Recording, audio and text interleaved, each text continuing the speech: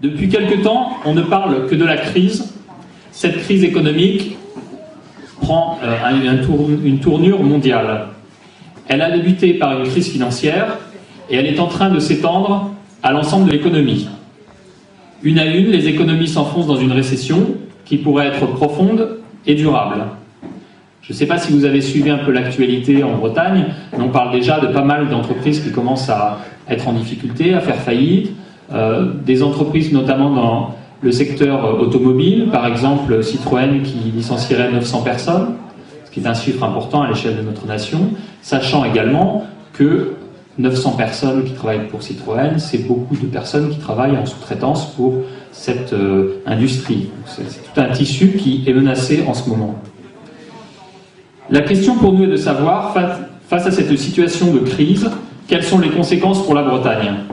Et en particulier, est-ce que la situation de sujétion dans laquelle se trouve notre pays change quelque chose à son sort dans le domaine économique?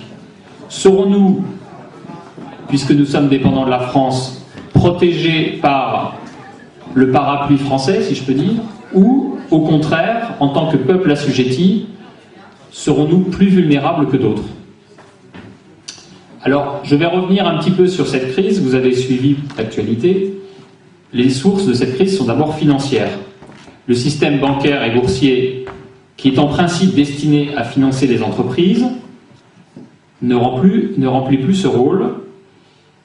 Or, c'est un rôle qui, en principe, serait important, puisque c'est par l'intermédiaire de la bourse et des banques que les entreprises accèdent aux liquidités nécessaires au développement de leurs projets.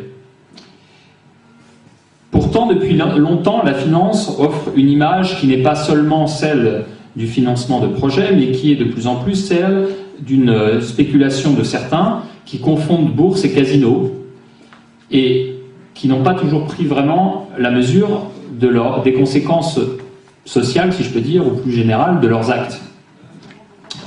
Alors, avec cette économie de casino, cette idée qu'on peut vendre du crédit sans jamais rembourser, qu'on peut toujours s'endetter plus et que ça n'a pas de conséquences, eh bien, qu'on peut faire des coûts financiers à très court terme, eh bien, on est arrivé à une situation qui est la situation actuelle, une crise du crédit. Alors, un économiste a écrit une phrase que je trouvais intéressante. Dans la folle agitation, le drame fut d'oublier le capital, cette pierre angulaire du capitalisme, c'était la faute à ne pas commettre. En effet, on a oublié que sans la constitution de capital, on ne peut pas financer des projets, des entreprises. L'économie, ce n'est pas simplement du virtuel et des jeux financiers. C'est aussi des gens qui travaillent, qui créent de la richesse par leur travail, par leur labeur, et c'est avant tout ce que cette crise nous rappelle de manière douloureuse. La fuite en avant vers toujours plus de crédit et de spéculation a donc abouti à l'écroulement d'un système. Ces leçons nous renvoient au bon sens paysan. Emprunter, c'est bien, mais dépenser sans compter et consommer des produits toujours importés, penser que l'on peut faire n'importe quoi, être irresponsable, eh bien, vivre dans un monde d'abstraction, eh bien, ce n'est pas la solution. Qui s'en étonnerait, sinon des tartuffes ou des imbéciles? Mais ce serait également, à mon avis, se percer d'illusions que de croire que l'ensemble du système va s'effondrer du jour au lendemain et que naîtra des sortes de lendemains radieux et lendemains qui chanteront de cette crise salvatrice. Pour le moment, ce à quoi on assiste, c'est une opération de sauvetage in extremis des banques et de plus en plus des industries. Alors on le voit dans la plupart des pays du monde développé, par exemple l'industrie automobile, on est à demander à ce qu'on l'aide. Enfin, on revient à une situation qu'on avait connue dans les années 70 où les entreprises en difficulté demandent au système et donc à l'État et donc à vous de leur éviter la déroute. Plus qu'un effondrement total, il est probable que les Bretons seront exposés à une crise profonde qui aura pour corollaire une augmentation rapide du chômage. On va sans doute assister également à une augmentation des dépenses et de l'endettement public et, bien sûr, à force de s'endetter, il faudra bien un jour rembourser, et qui remboursera? Ce sera vous. Donc je vais poser la question, quelles sont les conséquences de la crise? Est-ce que cette crise serait une occasion de se réformer? Alors je vais poser la question d'une autre manière. Quels sont les enjeux fondamentaux de l'Europe? Parce que pour savoir si ça peut conduire à quelque chose, si on peut saisir le taureau par les cornes pour aller dans un sens plus positif, je dirais, il faut repartir de quels sont nos problèmes. Moi, je vois deux enjeux à long terme qui sont les deux grands enjeux pour l'Europe. D'une part, l'effondrement démographique, qui est un effondrement qui se traduit à la fois par une baisse de la natalité et par un remplacement de population qui est organisé comme réponse à cette baisse de la natalité et au remplacement naturel de la population. En gros, on fait venir de la main-d'œuvre pour remplacer ceux qui partiront à la retraite, avec tous les problèmes que l'on connaît, parce qu'on ne remplace pas une population comme si les hommes étaient simplement des unités de production, et on aboutit à détruire un peuple quand on se berce de l'illusion que l'immigration peut remplacer le remplacement naturel des générations. Et le deuxième grand enjeu pour moi est l'enjeu de l'environnement, avec en particulier les questions d'émissions de gaz à effet de serre et leur impact possible sur l'environnement. Dans ces deux cas, est-ce que la crise est une occasion de repartir d'un bon pied ou est-elle un problème supplémentaire? Alors, confronté à la crise, par exemple, on peut se dire, après tout, ce n'est pas si mal. En Islande, par exemple, ne voyons-nous pas des immigrés fraîchement arrivés qui repartent, ce qui montre bien d'ailleurs que, contrairement aux images d'Épinal sur l'immigration véhiculées par les médias en France, ces immigrés n'étaient pas allés en Islande pour enrichir la société islandaise, mais pour mieux gagner leur vie, ce dont on ne pourrait pas leur faire le reproche, mais simplement présenter la chose sous un angle altruiste ne rendrait pas compte de la situation réelle, qui est une situation plutôt d'intérêt économique. Donc est-ce que finalement ce n'est pas si mal?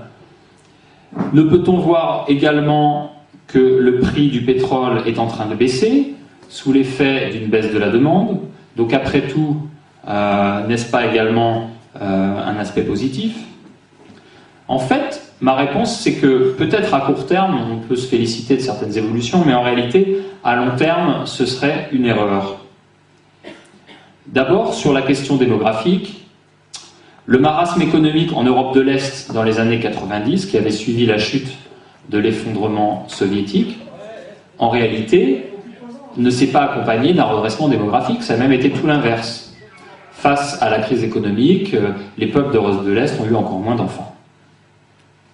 Ensuite, quand on parle du problème migratoire, qui repartira? Plutôt ceux qui ont la capacité de trouver mieux ailleurs que ceux qui peuvent se satisfaire de leur sort, même en tant que chômeurs, dans nos pays. En réalité, je dirais que ce sur quoi nous devons réfléchir plutôt, c'est sur ce que nous voulons et le type de développement que nous voulons, plutôt que de se dire qu'on peut tirer, en gros, qu'on peut se satisfaire d'une situation de marasme. Je prendrai plusieurs exemples. L'exemple de pays comme le Japon ou la Corée, qui pendant longtemps, ou même la Finlande, pardon, qui pendant longtemps ont réussi à concilier une prospérité économique et une immigration quasi nulle. Donc, ce qui prouve bien que le développement économique ne s'associe pas nécessairement, irrémédiablement, fatalement, d'une pression migratoire. Les causes sont plus complexes que cela. D'autre part, si on prend la question de l'environnement, des pays comme la Suède ou le Danemark concilient mieux que d'autres la croissance économique et la protection de l'environnement. Donc ça veut dire qu'on n'est pas nécessairement tout le temps obligé de détruire quand on se développe. il y a aussi des choix qui peuvent être faits, le type de technologie vers lesquelles on s'oriente, par exemple. Sur l'environnement, donc, la croissance actuelle telle qu'elle est en Hexagone et telle qu'elle est en Bretagne, souvent, effectivement, abîme la nature. Alors on a des exemples concrets en Bretagne, on a déjà parlé, par exemple lors du dernier congrès, sur la question de l'exploitation de nos ressources en bord de mer, notamment les sablières, qui ont un impact très négatif sur les productions halieutiques, enfin sur le stock de poissons. Mais est-ce nécessairement dans cette voie-là que nous devons développer notre économie? Pas forcément. D'un autre côté, si nous avons le marasme économique, est-ce que nous pouvons pour autant investir dans des nouvelles technologies? Le développement de technologies vertes et plus favorables à l'environnement nécessite des investissements, nécessite de la matière grise, et dans un contexte de crise généralisée, nous avons plutôt tendance à rester à un niveau de développement des techniques qui est constant, au lieu de nous projeter vers de nouvelles techniques qui fonctionnent mieux. Donc là encore, le marasme n'est pas forcément pain béni. Alors dans le domaine démographique et urbain, et humain, comme je le disais, en réalité, effectivement, la crise peut avoir comme effet de faire fuir un certain nombre de personnes qualifiées. Je suis peu certain que des personnes qui n'ont pas tellement de qualifications, qui peuvent se contenter du RMI et vivre très bien du RMI, vont avoir envie de repartir parce que c'est la crise. Alors ce qui est intéressant, c'est de regarder la structure de l'immigration telle qu'elle est en Hexagone, et donc par ricochet en Bretagne, et ailleurs.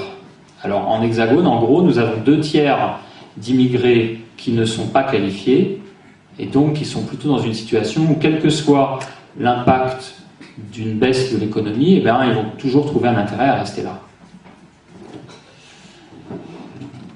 Pour terminer sur ce point particulier, je dirais qu'à mon avis, avant de mettre les problèmes, enfin les questions économiques comme source et fin de toute chose, il faut plutôt s'intéresser aux problèmes humains, moraux et aux choix de société qui donnent un cadre à notre développement économique.